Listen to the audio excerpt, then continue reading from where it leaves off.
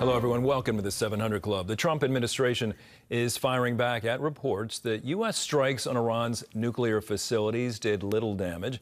Both the head of the CIA and the director of national intelligence released statements contradicting those reports. Well, this morning, Defense Secretary Pete Hegseth took the media to task.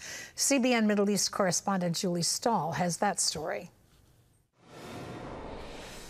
Defense Secretary Pete Hegseth is blasting media outlets for playing up an early leaked report that suggested U.S. strikes on Iranian nuclear facilities did only limited damage. In hunting for scandals all the time, in trying to find wedges and spin stories, this press corps and the press corps miss historic moments. President Trump directed the most complex and secretive military operation in history. And it was a resounding success, resulting in a ceasefire agreement and the end of the 12-day war.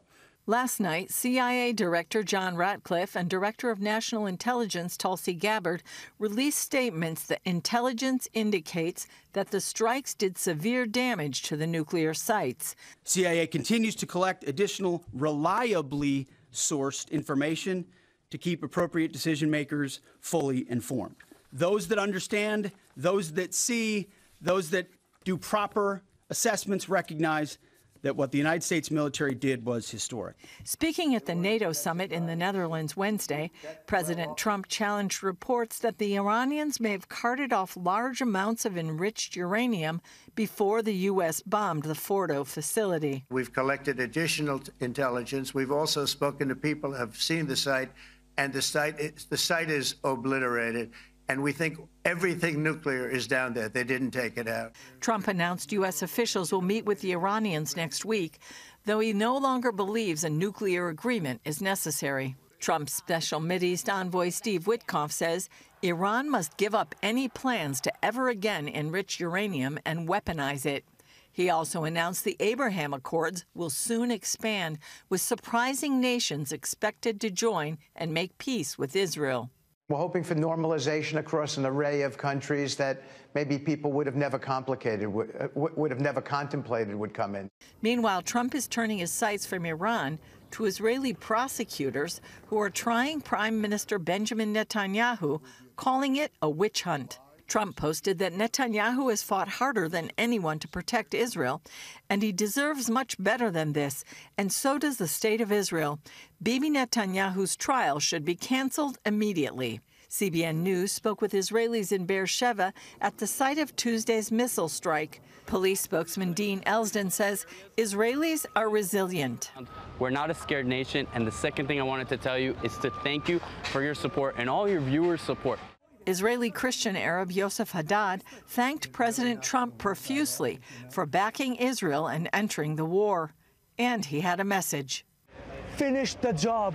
Eliminate the IRGC, free Iran, and bring security to the Israeli people, bring security and stability to the Middle East, and you will bring security to the United States. Julie Stahl, CBN News, Jerusalem and Beersheba. As Julie mentioned, it was a fiery press conference this morning with Secretary Hegseth and the media he even took on. There was an exchange with his former colleague at Fox News. It was a heated time. By the way, the Iran's supreme leader has waited, making his voice heard, first public comments since the ceasefire. He said the U.S. achieved no gains from this war and the Islamic Republic was victorious, and in retaliation delivered a hand slap to America's face. He's obviously referring to the missile attack in Qatar on Monday, in which there were no casualties, by the way. And it is reported the U.S. and Qatar were given a heads up of the incoming. Here at home, this week marks 3 years since the Supreme Court struck down Roe v. Wade. While the Dobbs decision marked an enormous victory for the pro-life movement, recent research shows the number of abortions is rising. Medical reporter Lori Johnson explains why. The Dobbs decision gave individual states the right to regulate abortion. Half enacted some type of ban, which at first led to fewer abortions. Now, however, they're on the rise, largely because abortion pills are being mailed pretty much anywhere. I think some people might have thought that the Dobbs decision was the end of the story, and we wish that were the case. The challenges ahead of us are great, even as we celebrate 3 years of the Dobbs decision. A new report shows there were about 95,000 abortions a month nationwide last year. That's up from 88,000 a month in 2023. The so-called abortion pill is used about 70% of the time. Well, one of the deep ironies that has taken place since Dobbs is that medication abortion care is actually more accessible today in many states with bans than it was prior to Dobbs. These days, abortion pills are mailed from places in states where it's legal, like this one in Massachusetts, to individuals in states like Texas where it isn't. The pill providers feel protected by newly enacted SHIELD laws. So if a clinician is licensed in Massachusetts, resides in Massachusetts, and practices from Massachusetts, for the purposes of telemedicine medication abortion care, that care is now considered to be taking place in Massachusetts, regardless of where the patient is located. At least one SHIELD law is already being challenged. Plaintiffs in Texas and Louisiana are suing a doctor in New York, where abortion is legal, for sending the pills to women in their states which have bans. It's the law of Louisiana. Governor Landry, Attorney General Liz Murrow, and our legislature has seen fit that abortions are illegal in this state. Currently, 18 states have SHIELD laws. We go back to what the Dobbs decision permitted, and it was allowing the states to do what they want, allow the issue to come back to the people. So if the people of Louisiana or people of Texas want to protect unborn lives, they should be permitted to do so in a meaningful way to enforce those laws. Experts predict the legality of SHIELD laws will ultimately be decided by the U.S. Supreme Court, Andrew. It's turning into a battle between the states.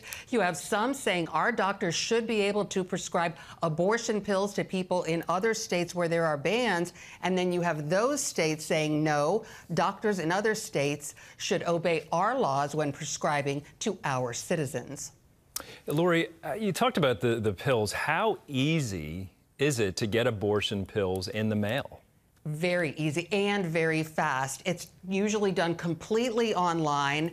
The patient answers a few questions, signs a consent, and the pills are sent to her home, dorm room, P.O. box, usually within a week.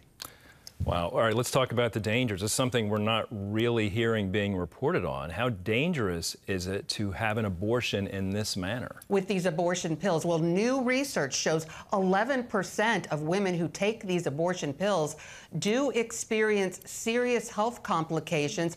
Obviously, many of them end up in the emergency room. We're talking about things like infection, hemorrhaging, severe bleeding. But here's the deception, Andrew.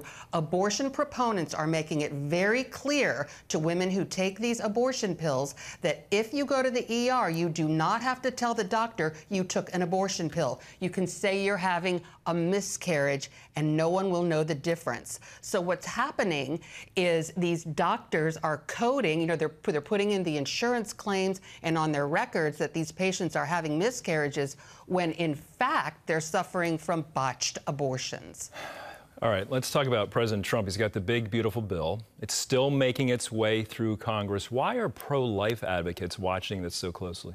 Well, because the House already passed its version, and in it, it excludes abortion providers like Planned Parenthood from participating in Medicaid, so no tax dollars for abortions. The Senate has it now. It looks like they're going to keep that provision in there. They will likely pass it with even as early as this week. The president says he wants it on his desk by 4th of July. All right, Lori, it's a story I wish you did not have to report on, but we thank you for bringing it to our attention. Thanks for having me.